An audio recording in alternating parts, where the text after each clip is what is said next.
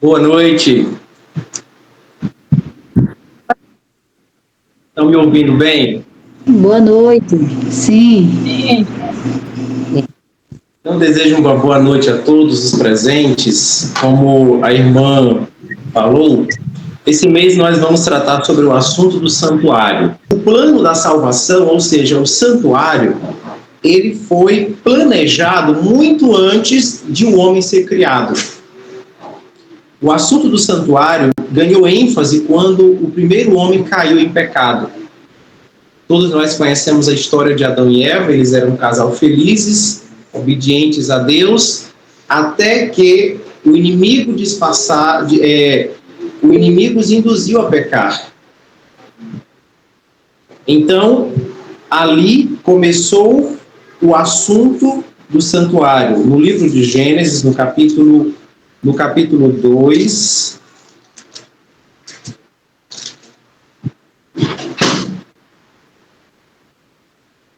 no capítulo 3, no versículo 15, diz assim: E porei inimizade entre ti e a mulher, e entre a tua semente e a sua semente. Esta te ferirá a cabeça, e tu lhe ferirás o calcanhar. Então, esse assunto de que alguém morreria pelo pecador é um assunto tão antigo quanto a criação da humanidade. Bem antes de Moisés construir o santuário terrestre. Porque no santuário terrestre era feito o sacrifício do cordeiro. Então, quando o primeiro homem caiu em pecado, juntamente com a sua esposa, então Deus agora precisava apresentar um plano de resgate para Adão e Eva. O primeiro sacrifício feito naquele tempo foi de um cordeiro, onde o cordeiro precisou ser morto para vestir o pecador. Entendam, Adão, quando pecou, cozeu folhas de figueiras e construiu um avental. Como era esse avental? O avental não cobria os braços e cobria metade das pernas, como um avental de cozinha hoje.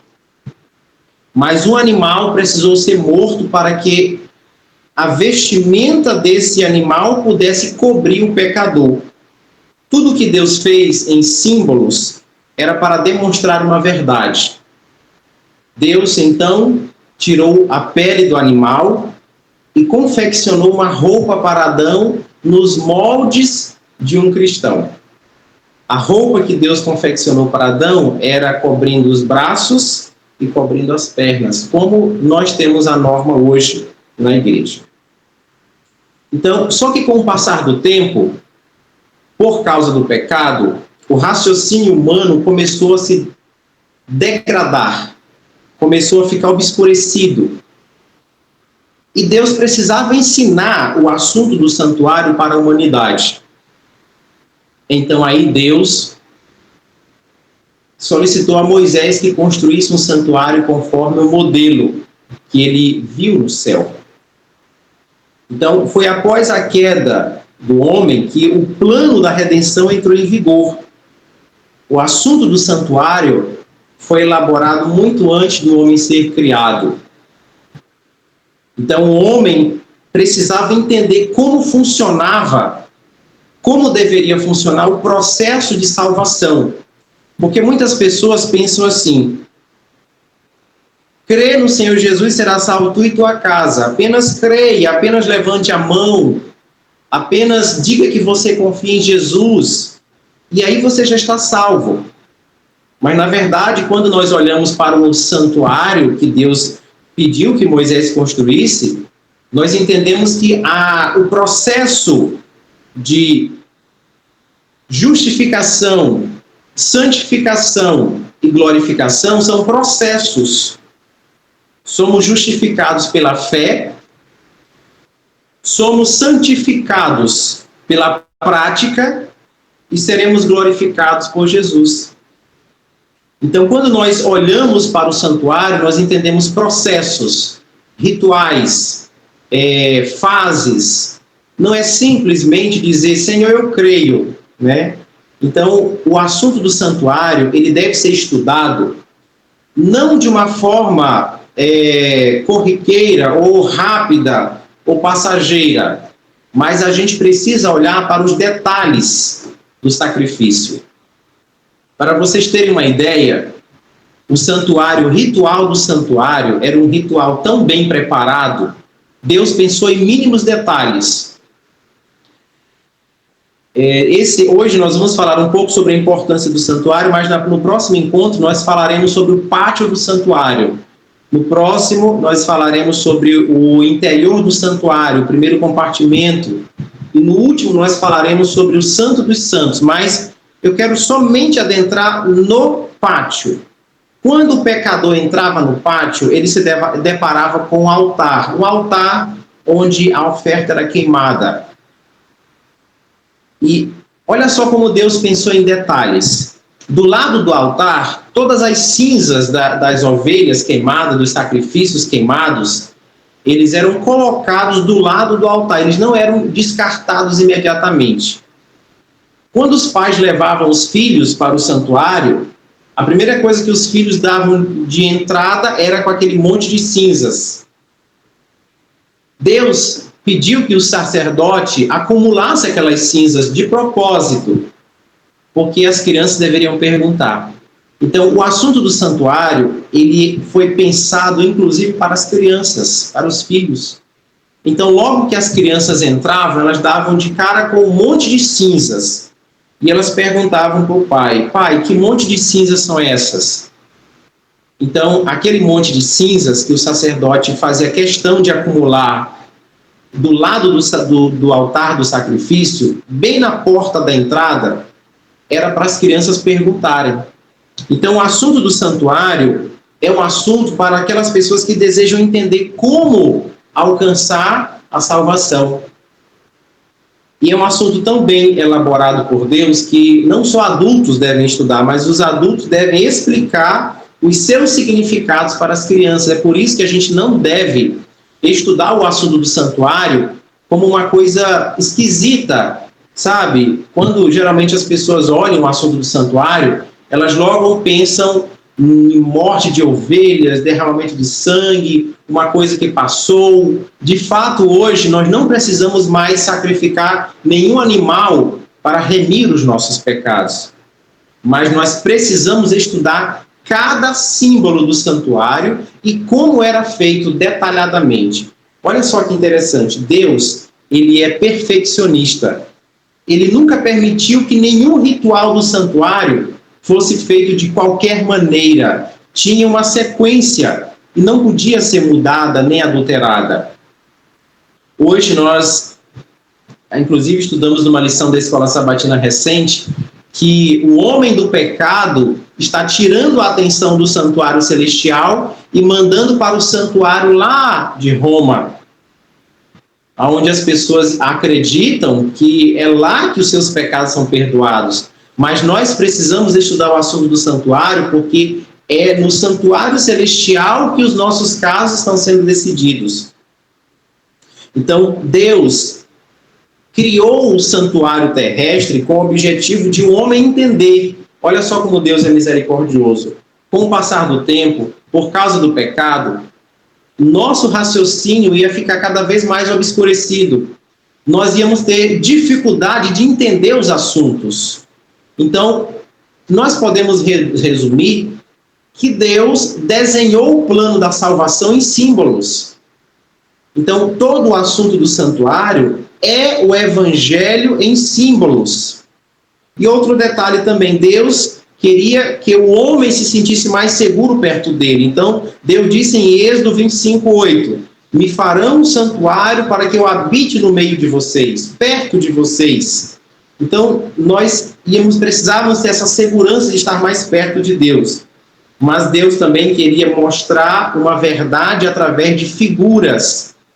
Hoje, quando nós assistimos uma palestra, e a palestra tem algumas imagens projetadas na parede, geralmente a nossa mente ela tem mais facilidade de assimilar a informação. Mas quando é só falado, nós temos pouca capacidade de assimilar. Então Deus foi muito inteligente. Eu vou usar símbolos para que as pessoas consigam entender o processo. Aquele ritual de matar uma ovelha ali na porta do santuário não era aquele ritual que tirava o pecado do pecador, mas aquele ritual deveria fazer o pecador meditar naquele que viria um dia morrer por ele. Quando Adão pecou, Deus então pediu que sacrificasse uma ovelha, um cordeiro. Quando essa ovelha morreu e Adão teve que matar a ovelha, então Adão entendeu perfeitamente que um dia alguém viria morrer por ele. Adão entendeu, porque Adão estava no auge do vigor intelectual. Ele tinha capacidades intelectuais inigualáveis a nossas. Mas, com o passar do tempo, o pecado foi se agravando, a nossa capacidade intelectual foi reduzindo, que é uma alegoria para o tempo presente, em que se oferecem dons e sacrifícios, quanto à consciência, não podem aperfeiçoar aquele que faz o serviço. Nós comparamos com a obra que Jesus está fazendo hoje pelo pecador. O santuário, para os seus rituais, e entendermos o assunto do santuário. O assunto do santuário, na época, ele tinha vários nomes. Ele era chamado de santuário terrestre, ele era chamado de primeiro tabernáculo, era uma figura para o tempo presente, figura das coisas que se acham nos céus, não a imagem exata das coisas, santuário feito por mãos, figura do verdadeiro e templo. Eram nomes que o santuário levava, né? E eram nomes que eram dados ao santuário. Então, o assunto, o santuário celestial, ele só teve ênfase, ou seja, mais destaque, quando o santuário terrestre deixou de existir. A palavra do Senhor em hebreu diz que enquanto o caminho do santuário celestial não foi aberto, enquanto o primeiro estava vigorando. Quando Jesus disse, está feito, está consumado, Jesus estava dizendo que o santuário terrestre cumpriu a sua missão, que ele não precisava mais funcionar, que agora o outro santuário ia funcionar, que todas as figuras usadas para mostrar o evangelho em símbolos passaram. E ao expirar na cruz, Jesus cumpriu o plano da redenção. Olha só como é interessante. Lá no antigo Israel, todos os dias, o sacerdote, ele sacrificava uma ovelha às 9 da manhã e às 3 da tarde. Todos os dias tinha esse ritual. 9 da manhã, 3 da tarde. Jesus foi colocado na cruz às 9 da manhã e morreu às 3 da tarde. Jesus cumpriu os dois sacrifícios na cruz, às 9 da manhã e às 3 da tarde. Então, Jesus era a imagem perfeita daquela sombra que por muitos e muitos anos estava sendo praticada no meio daquela nação.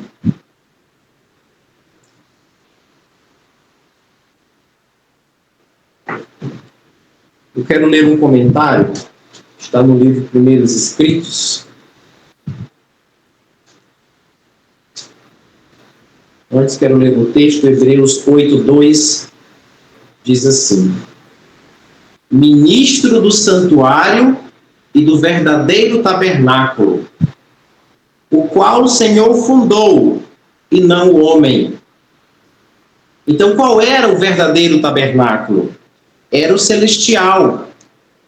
Por que que Deus, então, pediu que Moisés construísse uma cópia exata e ainda imitasse os seus rituais? Porque Deus queria trazer a atenção da humanidade para o que ia acontecer nos nossos dias, exatamente quando começou em 22 de outubro de 1844, a obra no segundo compartimento.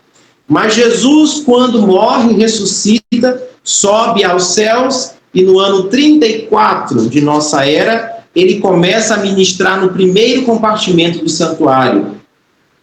Então, Jesus está hoje no santuário como nosso sumo sacerdote.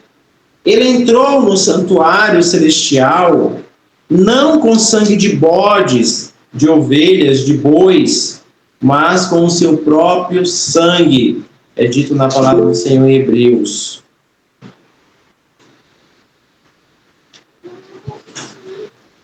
Página 253.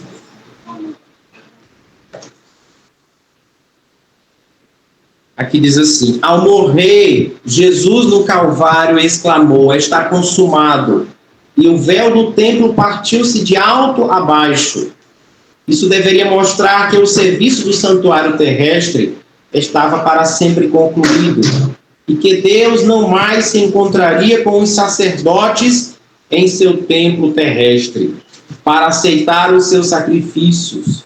O sangue de Jesus foi então derramado, o qual deveria ser oferecido por ele mesmo no santuário nos céus.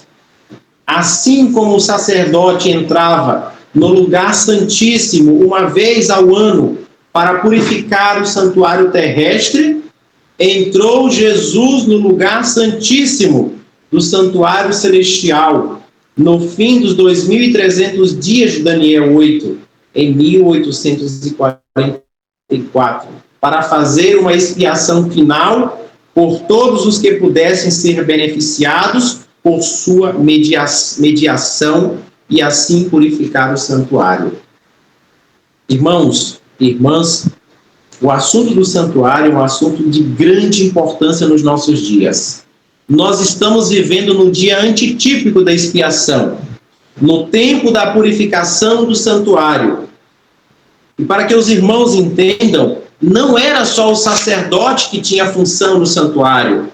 No dia da expiação, a própria congregação deveria ter as suas funções. Como que eu executarei as minhas funções se eu não entendo elas? Por isso que é importante nós estudarmos o assunto do santuário, para que eu saiba qual a minha função diante da expiação do sumo sacerdote, que hoje é Cristo. Eu vou apenas citar uma das obrigações da congregação. Nós vamos tratar isso mais na frente no próximo encontro. A congregação deveria fazer um jejum nesse dia. Não era opcional, ela era obrigada a fazer. Porque Deus queria mostrar uma verdade. Todas as pessoas precisavam jejuar no dia da expiação. E hoje, em nossos dias, o jejum que nós precisamos fazer é a reforma de saúde. Abster-se de alimentos e produtos que causem mal ao nosso organismo. Então, para eu saber, como congregação, qual é o meu dever, eu preciso estudar o assunto do santuário. Então, esse assunto foi apenas uma introdução que eu quis trazer para os irmãos sobre por que Deus estabeleceu um santuário terrestre. Qual era o objetivo? O objetivo principal era nos ensinar. Ele sabia que nós íamos perder a capacidade intelectual por causa do pecado. Então, ele transformou o evangelho em figuras para que nós pudéssemos entender mais claramente. Mas eu digo aos irmãos, muitas pessoas ainda não entendem o assunto do santuário, porque não procuram estudar o assunto do santuário. Se alguém não entende ainda, procure estudar o assunto do santuário exatamente como ele é. Não, como disse o autor do livro A Cruz e Sua Sombra, não como um assunto sem importância ou como um culto antigo que já passou, mas estudando o passado, nós entendemos o presente e o futuro. Outro detalhe também no santuário: o sumo sacerdote, quando entrava no Santo dos Santos, ele entrava com uma roupa e na borda de sua roupa tinham pequenos sinetes que, quando ele andava, eles chacoalhavam. Sabe o que significa isso? A congregação ficava de ouvidos atentos quando o sumo sacerdote estava saindo do lugar santíssimo para vir abençoar o povo, que representa a volta de Jesus para nos abençoar com a sua volta. Então, a congregação percebia que o sumo sacerdote estava perto de sair do santuário pelo som que a sua roupa fazia. No espírito de profecia é dito que aqueles sinetes representam os sinais do fim dos tempos. Guerras, rumores de guerras, enchentes, inundações, conflitos, e é justamente o que nós estamos vivenciando nos nossos dias. Um aumento significativo das tragédias naturais da natureza, dos conflitos entre nações e dos sinais de frieza espiritual no nosso meio. Isso é um sinal, significa que o nosso sumo sacerdote está quase saindo do Santo dos Santos para vir nos buscar. Esse era o assunto que eu queria trazer para todos, sobre por que Deus estabeleceu o santuário. Que Deus abençoe a todos, nos ajude a entender esse assunto, e mais à frente a gente vai entender mais a fundo sobre os rituais do pátio, os rituais do lugar santo e os rituais do lugar santíssimo. Quais os objetivos, o que eles representavam para nós nos nossos dias. Amém.